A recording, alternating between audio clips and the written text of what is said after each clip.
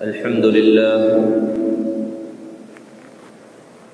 لله نحمده ونستعينه ونستغفره ونؤمن به ونتوكل عليه ونعوذ بالله من شرور أنفسنا ومن سيئات أعمالنا من يهده الله فلا مضل له ومن يضلله فلا هادي له ونشهد أن لا إله إلا الله وحده لا شريك له ونشهد أن سيدنا ومولانا محمدا عبده ورسوله صلى الله تعالى عليه وعلى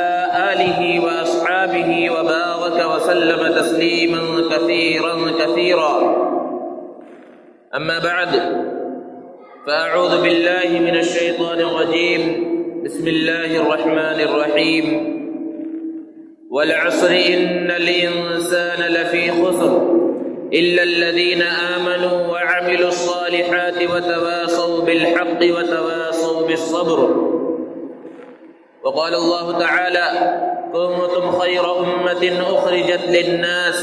تأمرون بالمعروف وتنهون عن المنكر وتؤمنون بالله وقال رسول الله صلى الله عليه وسلم من رأى منكم منكرا فليغيره بيده فإن لم يستطع فبلسانه فإن لم يستطع فبقلبه وذلك أضعف الإيمان أو كما قال عليه الصلاة والسلام۔ معزز سامعین کرام، بزرگوں اور دوستوں، اللہ رب العزت نے اس امت کو بہت سی خصوصیات سے نوازا ہے۔ قرآن مجید میں اور احادیث مبارکہ میں اس امت کے فضائل کو بیان کیا گیا ہے، اور اس امت کی فضیلت اس وجہ سے ہے کہ اس امت کے نبی سب سے اعلیٰ اور افضل ہیں، امام الانبیاء ہیں، سید المرسلین ہیں۔ جب اس امت کے نبی سب سے افضل، تو یہ امت بھی ساری امتوں میں سب سے افضل اور اعلیٰ ہے۔ وہ کتاب جو اس نبی کو، اس امت کے پیارے نبی کو دی گئی ہے، وہ کتاب سب سے اعلیٰ اور افضل۔ وہ شریعت مطہرہ جو اس امت کو دی گئی، وہ سب سے اعلیٰ اور افضل ہے۔ اس امت کے بارے میں اللہ کے رسول صلی اللہ علیہ وسلم نے ارشاد فرمایا کہ میری امت کی مثال بارش کے قطروں کی طرح ہے کہ ان میں سے پہلا قطرہ زیادہ برکت والا ہے یا آخری قطرہ زیادہ برکت والا ہے، یہ معلوم نہیں ہوتا۔ اس سے مقصد اللہ کے رسول صلی اللہ علیہ وسلم کا یہ ہے کہ شروع سے لے کر آخر تک یہ امت محمدیہ افضل ہے، اور اس امت محمدیہ کے اندر خیر اور برکت ہے۔ یہ اللہ کے رسول صلی اللہ علیہ وسلم نے بیان فرمایا۔ اور بہت ساری خصوصیات ہیں۔ ایک خصوصیت اس امت کی یہ ہے کہ یہ امت دوسری امتوں کے لیے قیامت کے دن گواہ بنے گی۔ جنت میں سب سے بڑی تعداد اس امت کی ہوگی۔ جنت میں سب سے پہلے داخل ہونے والی یہ امت ہوگی۔ آئی ہے تو سب سے آخر میں، لیکن جنت میں سب سے پہلے جائے گی۔ اور اگر اللہ کے رسول صلی اللہ علیہ وسلم کو اس کائنات میں بھیجنا مقصد نہ ہوتا، آپ کو رحمت للعالمین سید المرسلین بنانا مقصود نہ ہوتا، اور آپ کی اس امت محمدیہ کو دنیا میں بھیجنا مقصود نہ ہوتا، تو اللہ رب العزت اس کائنات کو پیدا ہی نہیں فرماتا۔ یہ سب کے سب اس امت محمدیہ کی عظمت ہے، فضیلت ہے اور خصوصیات میں سے ہیں۔ دوستو، اس امت محمدیہ کو یہ عظمت اور یہ فضیلت جو دی گئی ہے، قرآن مجید میں اللہ رب العزت نے اس کی وجہ بیان فرمائی کہ کنتم خیر امۃ اخرجت للناس تأمرون بالمعروف وتنہون عن المنکر۔ اللہ رب العزت خود بیان فرما رہے ہیں کہ تم سب سے بہتر امت ہو۔ اب اللہ رب العزت جب فرما رہے ہیں تم سب سے بہتر امت ہو، تو پھر اس کے اندر کیا شک ہو سکتا ہے؟ اللہ رب العزت ہماری تعریف فرما رہے ہیں۔ ہمیں اللہ رب العزت کا شکر ادا کرنا چاہیے کہ اللہ نے ہمیں اس پیارے نبی کی اس پیاری امت کے اندر پیدا فرمایا۔ تو خیر امت کا لقب اس امت کو اللہ رب العزت نے دیا ہے چند صفات کی وجہ سے۔ فرمایا کہ تأمرون بالمعروف وتنہون عن المنکر وتؤمنون باللہ، کہ تم امر بالمعروف کرتے ہو اور نہی عن المنکر کرتے ہو، بھلائی کا حکم کرتے ہو، برائیوں سے روکتے ہو اور اللہ پر ایمان رکھتے ہو۔ دوستو سب سے بنیادی چیز تو ایمان ہے، لیکن اس آیت کریمہ کو اگر ہم پڑھیں تو ترتیب ایسی نظر آ رہی ہے کہ پہلے امر بالمعروف کا تذکرہ آیا، اس کے بعد نہی عن المنکر کا تذکرہ آیا، اور سب سے آخر میں ایمان کا تذکرہ کیا گیا۔ حالانکہ ایمان سب سے بنیادی چیز ہے، ایمان اگر انسان کے اندر نہ ہو تو وہ چاہے امر بالمعروف کرے اور نہی عن المنکر کرے، اس کا کچھ فائدہ نہیں ہوگا۔ مفسرین نے اس نقطے کو اور اس کی حکمت کو بیان کیا کہ امر بالمعروف اور نہی عن المنکر وہی شخص کرے گا جو مومن ہوگا۔ وہ جب ایمان والا ہو گیا تو وہ مسلمان ہو گیا، اب اس ایمان کو باقی رکھنا ہے اور اس ایمان کے تقاضوں کو پورا کرنا ہے امر بالمعروف اور نہی عن المنکر کے ذریعے۔ یہ اللہ رب العزت نے بیان فرمایا کہ اس امت کی جو اہمیت اور جو عظمت اور جو فضیلت ہے امر بالمعروف اور نہی عن المنکر کی وجہ سے ہے کہ یہ لوگوں کو بھلائی کا حکم کرتے ہیں اور لوگوں کو برائیوں سے روکتے ہیں۔ امر بالمعروف اور نہی عن المنکر کی حقیقت کیا ہے؟ معروف کہتے ہیں بھلے کام کو، اور امر کے معنی ہے حکم دینا، یعنی بھلائی کا حکم دینا، اور نہی عن المنکر، منکر کہا جاتا ہے کسی بھی برائی کو، گناہ کے کام کو، اور نہی کے معنی ہے روکنا، یعنی برائی کے کام سے روکنا۔ امر بالمعروف کے اندر غیر مسلموں کو دعوت دینا، مسلمانوں کو دعوت دینا، مسلمانوں کے معاشرے کی اصلاح، فرائض اور واجبات کی طرف لوگوں کو بلانا، سنن اور مستحبات کی طرف لوگوں کو بلانا، اچھے اخلاق کی طرف لوگوں کو بلانا، یہ سب امر بالمعروف کے اندر داخل ہے۔ اسی طرح نہی عن المنکر کے اندر بڑے گناہوں سے روکنا، چھوٹے گناہوں سے روکنا، ساری غلط کاموں سے روکنا، یہ سب کے سب برائی سے روکنے کے اندر داخل ہے، اور یہ اس امت محمدیہ کا فریضہ ہے، اس امت محمدیہ کی ذمہ داری ہے۔ قرآن مجید میں مختلف مقامات پر اللہ رب العزت نے اس امت کی خصوصیت ہی یہ بیان کی ہے کہ یہ امت امر بالمعروف اور نہی عن المنکر کرتی ہے۔ اللہ رب العزت نے دوسری جگہ پر بیان فرمایا الذین ان مکناہم فی الارض اقاموا الصلاۃ وآتوا الزکاۃ وامروا بالمعروف ونہوا عن المنکر، کہ اللہ رب العزت فرما رہے ہیں اگر ہم انہیں زمین میں طاقت دے دیں تو یہ لوگ ایسے ہیں نمازوں کو پابندی سے ادا کریں، زکوٰۃ دیں اور اللہ کی طرف لوگوں کو بلائے، بھلے بات کا حکم دے اور برائی سے روکے۔ یہ اس امت کی صفت اللہ رب العزت بیان فرما رہے ہیں۔ اور ایک دوسری جگہ پر، دوسرے مقام پر اللہ رب العزت نے ارشاد فرمایا کہ والمؤمنون والمؤمنات بعضهم اولیاء بعض، کہ مسلمان مرد اور مسلمان عورتیں آپس میں ایک دوسرے کے مددگار ہیں۔ یأمرهم بالمعروف وینہاہم عن المنکر ویقیمون الصلاة ویؤتون الزکاة ویطیعون اللہ ورسولہ اولئک سیرحمهم اللہ، یہ لوگ بھلی بات کی طرف بلاتے ہیں، برائیوں سے روکتے ہیں اور نماز قائم کرتے ہیں، زکوٰۃ ادا کرتے ہیں، اللہ اور اس کے رسول کی اطاعت کرتے ہیں، اور یہ وہ لوگ ہیں کہ عن قریب اللہ رب العزت ان سب پر رحم فرمائیں گے۔ قرآن مجید نے نقل کیا ہے اس بات کو کہ تورات اور انجیل میں اللہ کے رسول صلی اللہ علیہ وسلم کی صفت بیان کی گئی کہ یأمرهم بالمعروف وینہاہم عن المنکر، کہ نبی کریم صلی اللہ علیہ وسلم بھلی بات کا حکم دیتے ہیں اور برائیوں سے روکتے ہیں۔ اسی طرح قرآن مجید میں اور ایک مقام پر اس امت کی صفت بیان کی گئی الآمرون بالمعروف والناہون عن المنکر، کہ یہ امت بھلائی کی طرف بلانے والی ہے اور برائیوں سے روکنے والی ہے۔ یہ اور اس طرح کے مختلف مقامات ہیں قرآن مجید کے اندر جہاں اس امت کی یہ خصوصیت بیان کی گئی ہے کہ یہ امت اللہ کی طرف، اللہ کے پیغام کی طرف، نبی کریم صلی اللہ علیہ وسلم کے طریقے کی طرف بلانے والی ہے، امر بالمعروف اور نہی عن المنکر کو انجام دینے والی ہے۔ اسی طرح حدیث مبارکہ میں اللہ کے رسول صلی اللہ علیہ وسلم نے مختلف جگہوں پر، مختلف مقامات پر امر بالمعروف اور نہی عن المنکر کے فریضے کو بیان کیا اور ارشاد فرمایا کہ میری امت کے بعد میں آنے والے لوگ پہلے لوگوں کے یعنی صحابہ اور ان کے بعد جو تابعین اور تبع تابعین یعنی خیر القرون کے زمانے میں جو لوگ تھے، بہترین زمانے میں جو لوگ تھے، اس زمانے کے ثواب کو پہنچ جائیں گے۔ کس وجہ سے؟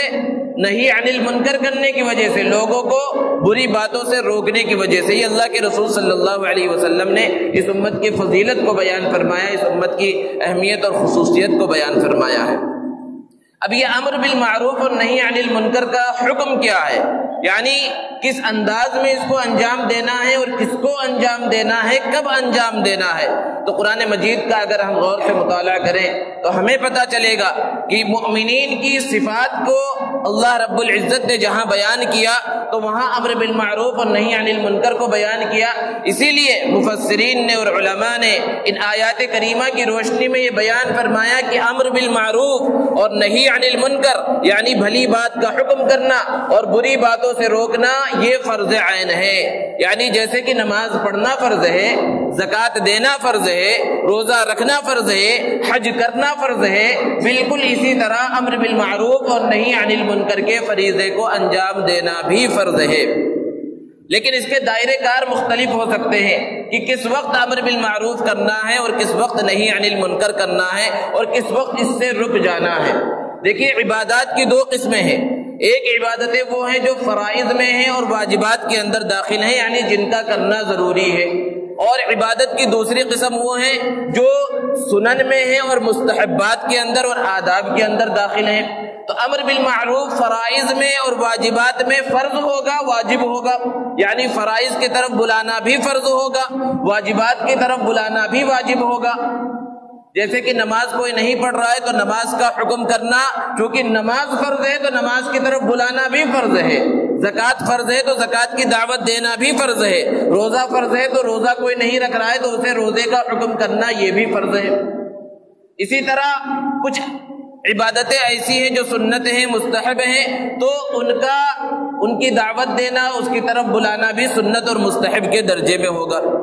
اسی طرح برائیاں بھی دو قسم کی ہیں، ایک وہ برائی ہیں جو حرام ہیں اور بڑے گناہ ہیں جیسے کہ زنا کرنا، قتل کرنا، غیبت کرنا، جھوٹ بولنا، تو ان سے روکنا بھی فرض ہوگا، اور بعض گناہ تو وہ ہیں جو حرام اور ناجائز تو نہیں ہیں لیکن خلاف سنت ہیں، خلاف ادب ہیں، تو ان سے روکنا بھی مستحب ہوگا اور سنت کے درجے میں ہوگا۔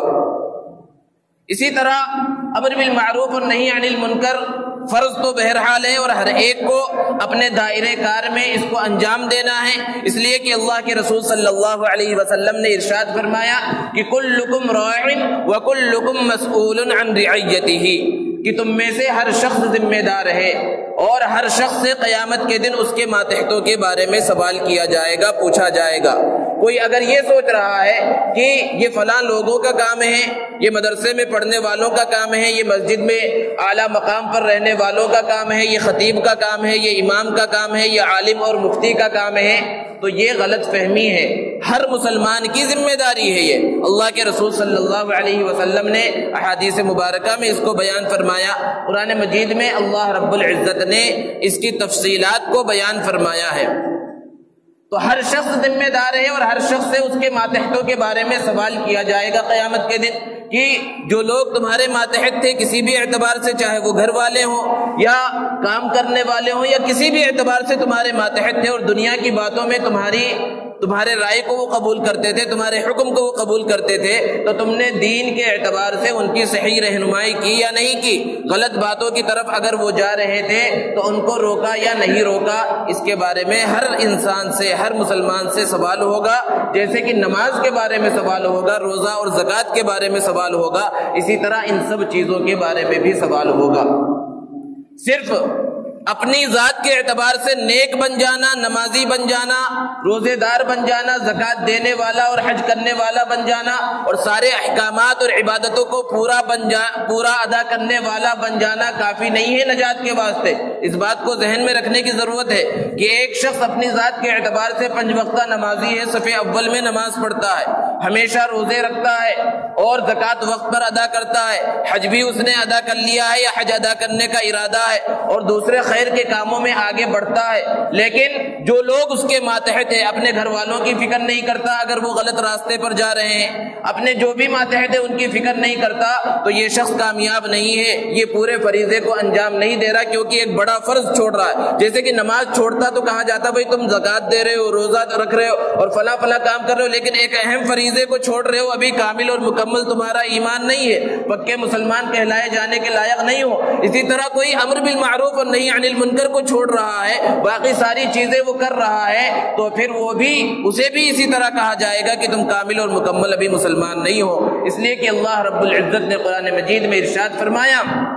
یا ایھا الذین آمنوا قوا انفسکم واہلیکم نارا، کہ اے ایمان والو اپنے آپ کو اور اپنے گھر والوں کو جہنم کے عذاب سے بچاؤ۔ یہاں اللہ رب العزت نے صرف یہ نہیں بیان فرمایا کہ اپنے آپ کو جہنم کے عذاب سے بچا لو، بلکہ ساتھ میں یہ بھی ارشاد فرمایا اپنے گھر والوں کو بھی جہنم کے عذاب سے بچاؤ۔ بہت سے لوگ ہوتے ہیں موجودہ زمانے میں جن کا عذر یہ ہوتا ہے کہ بھائی زمانہ بڑا خراب آ گیا ہے، ہم نے تو بہت کوشش کر لی، ہماری اولاد ہماری بیوی بچے غلط راستے پر چل نکلے ہیں اور ہم نے انہیں سمجھانے کی بہت کوشش کر لی ہے، لیکن اب وہ ہماری بات نہیں مانتے ہیں۔ دوستو، اگر حقیقت میں اس شخص نے اتنی کوشش کر لی جتنی کوشش کرنی چاہیے تھی، تب تو اللہ کی ذات سے امید ہے کہ اس کی پکڑ نہیں ہوگی، لیکن کیا ہر شخص اپنا محاسبہ کرے کہ کیا اس انداز میں ہم نے کوشش کر لی ہے؟ دنیا کے بارے میں تو زبردستی ہم چیزوں کو منوا لیتے ہیں، اولاد سے، بیوی بچوں سے اور سب سے، تو دین کے بارے میں ہم نے اس انداز میں کوشش کی یا نہیں کی؟ اسی وجہ سے مفسرین نے اس کے اندر حکمت بیان کی کہ اللہ رب العزت نے اس آیت کریمہ میں ارشاد فرمایا نارا، نار کے معنی ہے آگ کے، یعنی اپنے آپ کو اور اپنے گھر والوں کو، اہل و عیال کو آگ سے بچاؤ۔ اور ہر مسلمان جانتا ہے، اللہ کے رسول صلی اللہ علیہ وسلم کی احادیث مبارکہ کو سن رکھا ہے کہ جو جہنم کی آگ ہے وہ دنیا کی آگ سے کئی گنا خطرناک ہوگی۔ دنیا کی آگ کا حال کیا ہے کہ اگر کہیں پر آگ جل رہی ہو اور کوئی چھوٹا سا بچہ اس آگ کی طرف جا رہا ہو، اور وہ چھوٹا بچہ آپ کا بیٹا نہ ہو، آپ کا کوئی رشتہ دار نہ ہو، آپ اسے پہچانتے بھی نہ ہو، اور ادھر بڑی آگ جل رہی ہے اور چھوٹے بچے کو سمجھ نہیں ہے کہ یہ آگ جلاتی ہے یا کہ کیا کرتی ہے، اسے تو خوبصورت نظر آ رہی ہے، چمکتی ہوئی نظر آ رہی ہے، اب وہ چھوٹا بچہ آگ کی طرف جانے لگے تو کیا کوئی آدمی ایسا ہوگا جو صرف یہ کہنے پر اکتفا کرے اے بچے ادھر نہیں جانا، وہ آگ ہے، وہ آگ جلا ڈالتی ہے، وہ خطرناک ہے؟ کیا کوئی صرف زبانی جمع خرچ کرنے پر اکتفا کرتا ہے؟ یہ انسان کی فطرت ہے کہ اگر آپ کا بیٹا نہیں ہے، آپ اسے پہچانتے نہیں ہیں، خونی رشتہ نہیں ہے، تب بھی آگے بڑھ کر اس بچے کو روکنے کی کوشش کریں گے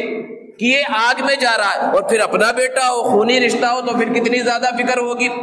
اور اگر آپ نے کوشش نہیں کی اور وہ بچہ آگ کی طرف چلا گیا اور آگ میں جل کر مر گیا، تو کیا صرف یہ کہہ لینے سے آپ کو چھٹکارا مل جائے گا اور دنیا کے لوگ چھوڑ دیں گے کہ میں نے تو بڑی کوشش کی تھی، میں تو بہت بولا تھا؟ لوگ آپ کو گالیاں دیں گے، برا بھلا کہیں گے کہ اٹھ کے نہیں پکڑ سکتے تھے۔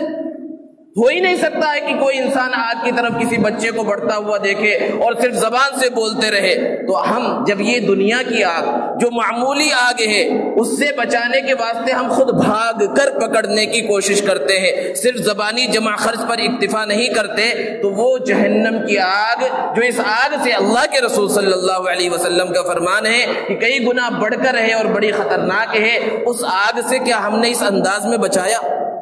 اگر اس انداز کو ہم نے اختیار کر لیا ہے جس انداز سے ہم دنیا کی آگ سے بچاتے ہیں، تو اللہ کی ذات سے امید ہے کہ پکڑ نہیں ہوگی، لیکن یہ محاسبہ کرنے کی ضرورت ہے کہ اس انداز میں بچایا گیا ہے یا نہیں بچایا گیا، اور اس انداز میں دعوت دی گئی ہے یا نہیں دی گئی، اس انداز میں سمجھایا گیا ہے یا نہیں سمجھایا گیا۔ تو امر بالمعروف اور نہی عن المنکر کے اندر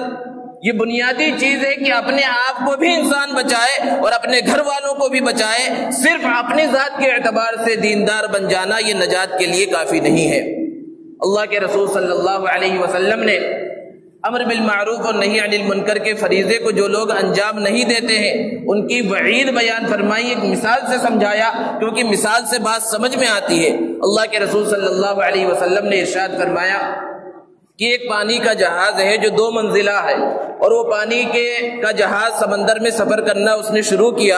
اور لوگ چونکہ زیادہ تھے، اوپر کون رہے گا اور نچلے حصے میں کون رہے گا اس کے بارے میں انہوں نے قرعہ اندازی کی، اور قرعے کے ذریعے کچھ لوگوں کا نام نیچے کی منزل کے لیے نکلا اور کچھ لوگوں کا نام اوپر کی منزل کے واسطے نکلا، اور جن کا نام اوپر نکلا وہ اوپر چلے گئے اور جن کا نام نیچے نکلا وہ نیچے چلے گئے۔ اب جہاز نے چلنا شروع کیا۔ اب جب جہاز چلنے لگا تو پینے کا جو پانی تھا، کیونکہ سمندر کا جو پانی ہوتا ہے وہ پینے کے لائق نہیں ہوتا، انہوں نے پانی کا انتظام پہلے سے کر لیا اور پانی اوپر کی منزل میں رکھا گیا پینے کے واسطے اور استعمال کے واسطے۔ اب جب نیچے والوں کو پانی پینے کی ضرورت پڑتی تو انہیں سیڑھی کے ذریعے اوپر کی منزل پر، جہاز کی اوپر کی منزل پر جانا پڑتا، اور اوپر والوں کو ضرورت پڑتی تو وہیں پی لیتے، انہیں محنت نہیں کرنی پڑتی۔ اب نیچے والوں نے اگر یہ سوچا کہ بھائی ہمیں خواہ محنت کر کے اوپر جانا پڑ رہا ہے، حالانکہ پانی ہماری نظروں کے سامنے ہے، پانی یہی ہے، اوپر ہم کیوں جائیں؟ یہیں سے جہاز کے ایک تختے کو ہم نکال لیں اور یہیں سے پانی حاصل کر لیں تو ہم اوپر جانے کی محنت سے بچ جائیں گے۔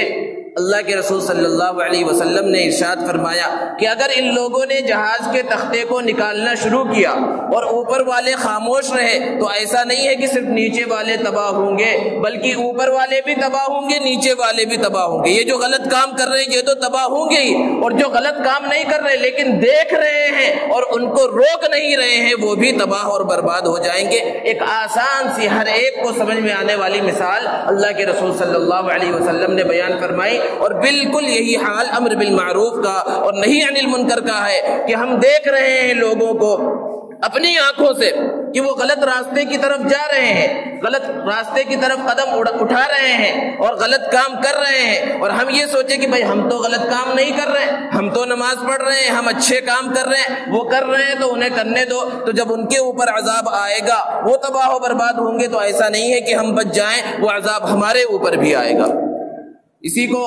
قرآن مجید کے اندر اللہ رب العزت نے بیان فرمایا بنی اسرائیل کے اوپر لعنت، حالانکہ بنی اسرائیل وہ قوم ہے جن کی فضیلت پہلے اللہ رب العزت نے بیان فرمائی کہ انی فضلتکم علی العالمین، کہ یہ بنی اسرائیل تم وہ قوم ہو کہ ہم نے تمہیں دنیا جہان والوں پر فضیلت عطا فرمائی ہے۔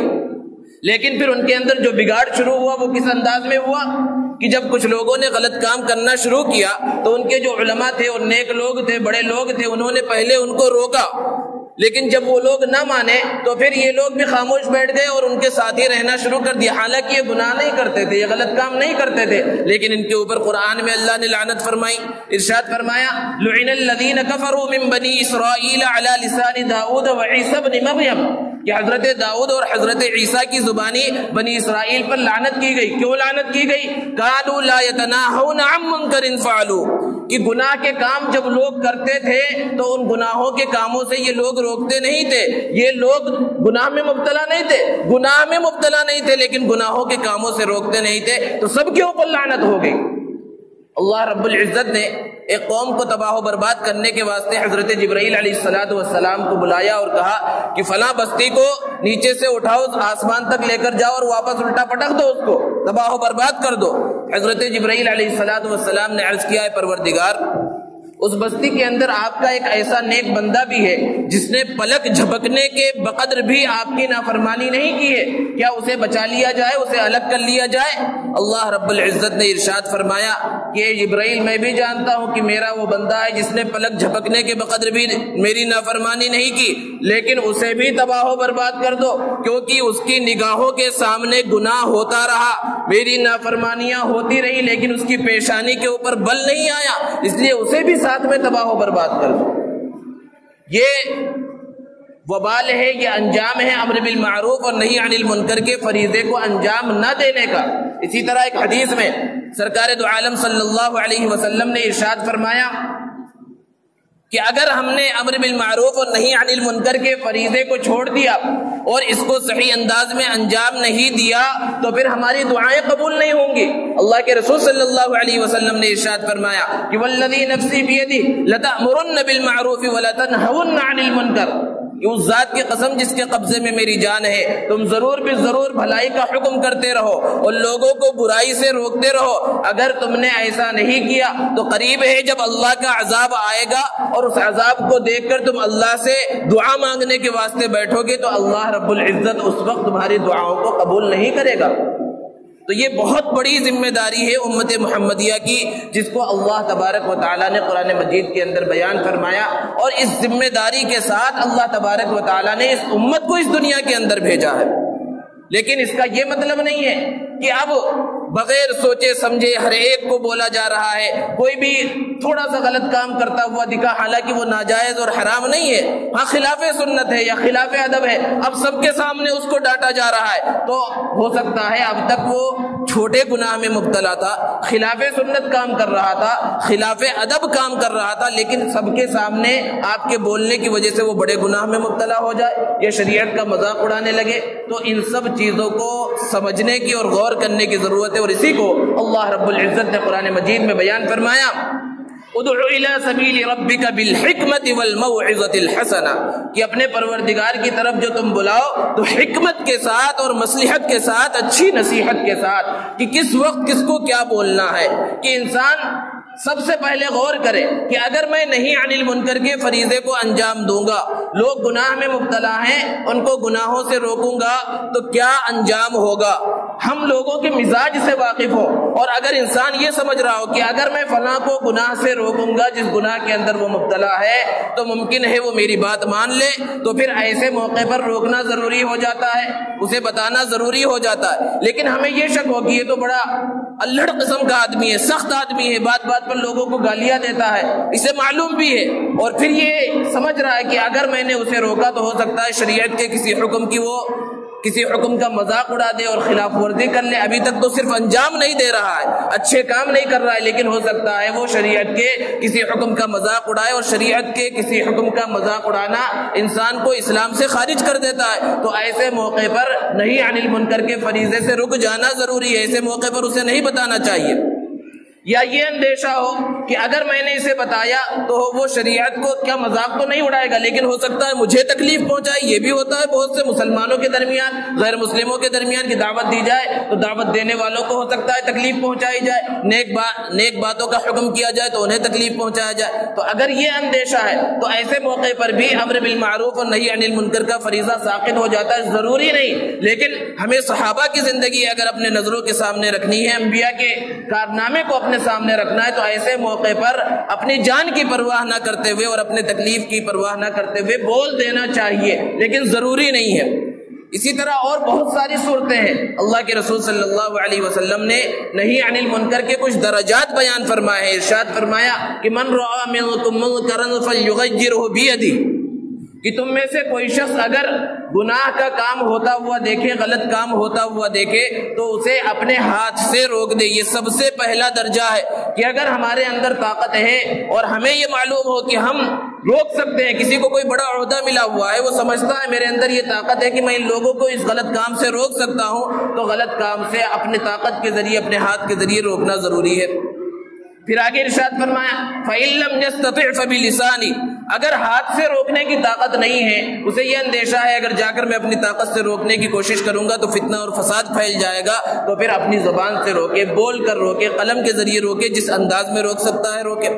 لیکن اسے یہ اندیشہ ہے کہ یہ بھی میرے اندر طاقت نہیں ہے، فَإِن لَّمْ يَسْتَطِعْ فَبِلِسَانِهِ، زبان سے روکنے کی بھی طاقت نہیں ہے، فَبِقَلْبِهِ، تو اپنی دل سے روکے، اپنے دل سے اس کو برا سمجھے۔ یہاں ایک اشکال ذہن میں آ سکتا ہے کہ جس کو اللہ نے زبان دے دی ہے تو زبان سے طاقت نہ ہونے کا مطلب کیا ہے؟ دو بول تو کوئی بھی زبان سے بول سکتا ہے، زبان سے بول دینا تو ہر ایک کے لیے آسان ہے، لیکن موقع محل دیکھنا اصل چیز ہے کہ اگر میں اس وقت کچھ بولا تو کیا اس بولنے کی وجہ سے کچھ فتنہ اور فساد تو نہیں ہو جائے گا؟ اگر فتنہ اور فساد ہونے کا اندیشہ ہے پھر بھی یہ بول رہا ہے، تب یہ غلط کام کر رہا ہے، اس کو اچھے سے سمجھنے کی ضرورت ہے۔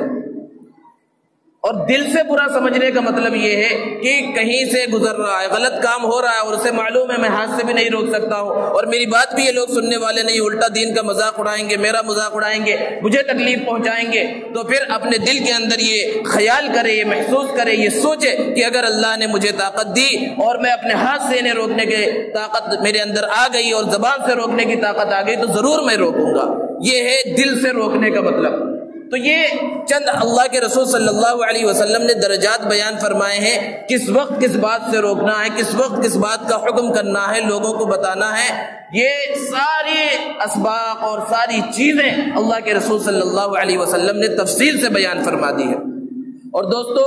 دعوت اسلام جو غیر مسلموں کے اندر ہو یا اصلاح کی دعوت جو مسلمانوں کے اندر کی جائے، ان سب کے اندر نرمی سب سے زیادہ ضروری ہے۔ اللہ کے رسول صلی اللہ علیہ وسلم کی جو صفات تھی ان صفات کو اپنانا بہت زیادہ ضروری ہے، اور اس کے لیے سب سے بنیادی چیز ہے حلم کا ہونا، تحمل اور برداشت کا مادہ ہونا۔ اللہ کے رسول صلی اللہ علیہ وسلم کے اندر جیسا حلم تھا کہ ایک شخص اللہ کے رسول صلی اللہ علیہ وسلم کے پاس آیا اور اس نے اس انداز میں سوال کیا، اللہ کے رسول مجھے زنا کی اجازت دیجیے۔ ذرا تصور کیجئے کتنا سخت سوال ہے۔ آج اگر مسجد کے اندر آ کر کسی سے پوچھا جائے اس انداز میں بھائی مجھے غلط کام کی اجازت دو، تو لوگ مارنے کے واسطے دوڑ پڑیں گے اس کو، لیکن اللہ کے رسول صلی اللہ علیہ وسلم کی پیشانی مبارک پر ذرہ برابر شکن نہیں آئی، اور اللہ کے رسول صلی اللہ علیہ وسلم نے اس کو بڑے حکیمانہ انداز میں سمجھایا۔ اسی طرح ایک شخص نے اللہ کے رسول صلی اللہ علیہ وسلم سے کہا کہ اللہ کے رسول میں آپ پر ایمان لے آیا ہوں لیکن میں 4 گناہوں کے اندر مبتلا ہوں اور چھوڑوں گا بھی نہیں، صرف ایک گناہ کو چھوڑوں گا۔ ذرا تصور کیجئے کہ کیا انداز ہے، لیکن اللہ کے رسول صلی اللہ علیہ وسلم کے اندر حلم تھا، بردباری تھی۔ تو یہ نرمی کا ہونا کہ انسان کے اندر نرمی ہو، اسی کو اللہ کے رسول صلی اللہ علیہ وسلم نے ارشاد فرمایا یسروا ولا تعسروا، آسانیاں پیدا کرو، مشکلات پیدا مت کرو کہ ہمارے بولنے کی وجہ سے کوئی دین سے دور ہو جائے، یہ بہت بڑا وبال ہے۔ تو امر بالمعروف اور نہی عن المنکر کا فریضہ جس کی بنیاد پر اس امت کو خیر امت کہا گیا ہے، یہ ہر مسلمان کی ذمہ داری ہے۔ کسی تحریک کی، کسی فرد کی، عالم کی، مفتی کی، شیخ الحدیث کی ذمہ داری صرف نہیں ہے، ہر مسلمان کی جو بھی اللہ پر ایمان رکھتا ہے اس کے لیے یہ ضروری ہے کہ اپنے دائرے کار میں جہاں تک ہو سکتا ہے وہ اس فریضے کو انجام دیتا رہے۔ جب اس فریضے کو انجام دیتا رہے گا تو خیر امت کے لقب کا بھی مستحق ہوگا۔ آج جو دنیا کے اندر یہ امت محمدیہ ہر جگہ پر پریشان نظر آ رہی ہے اور بظاہر ایسا دکھ رہا ہے کہ امت ہر جگہ پر ذلیل ہو رہی ہے، وجہ اس کی یہی ہے کہ خیر القرون میں جو لوگ تھے وہ جس انداز میں اپنی زندگی گزارتے تھے، جو صفات اور کمالات تھے وہ صفات اور کمالات ہمارے اندر سے ختم ہو گئے ہیں، اور جو احکامات اللہ رب العزت نے دیے تھے ان احکامات کو ہم نے چھوڑ دیا ہے۔ تاریخ اس بات کی گواہ ہے کہ جس زمانے میں مسلمانوں کے اخلاق درست ہو گئے، مسلمانوں کا وہ پہلے والا کردار لوٹ کر آ گیا، تو پھر اللہ رب العزت نے اس امت کو جو ہے عزتوں سے نوازا ہے۔ تو ضرورت اس بات کی ہے کہ ہم اللہ رب العزت کی طرف لوٹیں، نبی کریم صلی اللہ علیہ وسلم کی سنتوں کو اپنائیں۔ تو اللہ کی ذات سے امید ہے کہ